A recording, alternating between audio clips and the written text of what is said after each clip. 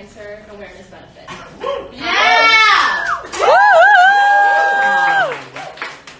I am ecstatic and stunned that a whole year and change has passed since the very first. That entire first event felt surreal and still does. I remember standing before a crowd just like this, but it was much smaller. So was I. My voice shook, I shuffled my feet. I was coming off of a tough summer at home, and truly I decided to host this benefit to give me something to hope for, to remind me that I'm not alone. Still, I didn't tell many people that this event was happening the first go around. I was somehow convinced deep down it'd be a disaster or an embarrassment, or that no one would show up. I was amazed to not only see outpours of hype and support, but also an unfamiliar confidence in myself, bursting through my body with every second of planning it and hosting it that passed. That night, the first Lotus We Lovers was the best night of my life. No pressure. It catapulted me into a year of identity building, community seeking, and creating, and I have finally felt there is a purpose to my life and my healing. This year and change has been a year of seeing me, truly for the first time. Really, it's been about questioning who the authentic me is and fine-tuning the conditions for this beautiful life I aim to lead. I've set lots of boundaries, I've spent lots of time alone, and I finally feel in my body. My experience with cancer has encompassed much more than the ramifications of the disease itself. I was diagnosed at 17, right on the border of legal adulthood. My thyroid was removed a month and a half before having to audition for college musical theater programs.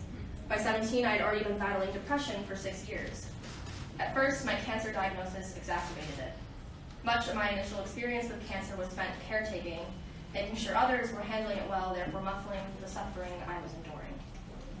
I'd always been a strong, capable person, a straight-A earning, blonde hair just past the shoulder ingenue who smiled. Why not?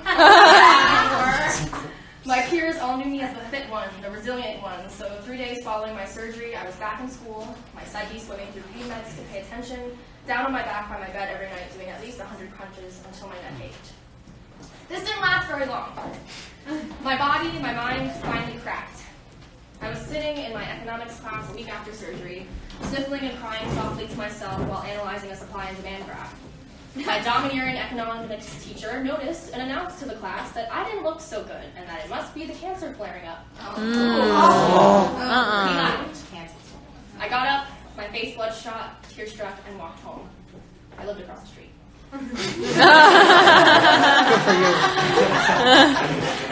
The next day, I skipped my whole morning makeup routine, showed up to school in my PJs, and I took no one's shit. I didn't smile at anyone. I sneered at my econ teacher. I let people see me as shamelessly suffering, selfish Suze for the first time. Since then, a lot has changed. A lot of people have told me I'm not the me that they used to know, and to that I say good. Actually, I say fuck yes. Thanks for noticing.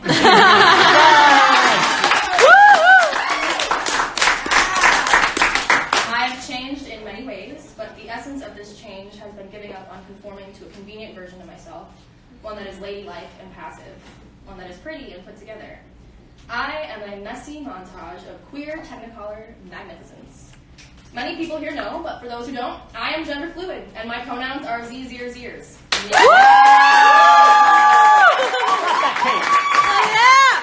I have known this about myself since I was 13.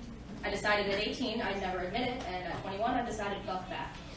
This process of seeing me, allowing myself to be seen, has had many halts and reversals, then gets rebooted over and over again.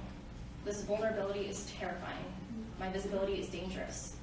But I am finally free, and I am finally seen.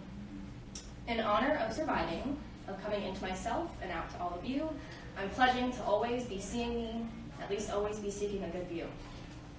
Thank you so much for coming here, for seeing me, for supporting this, for spreading your smiles. I'm seeing you too.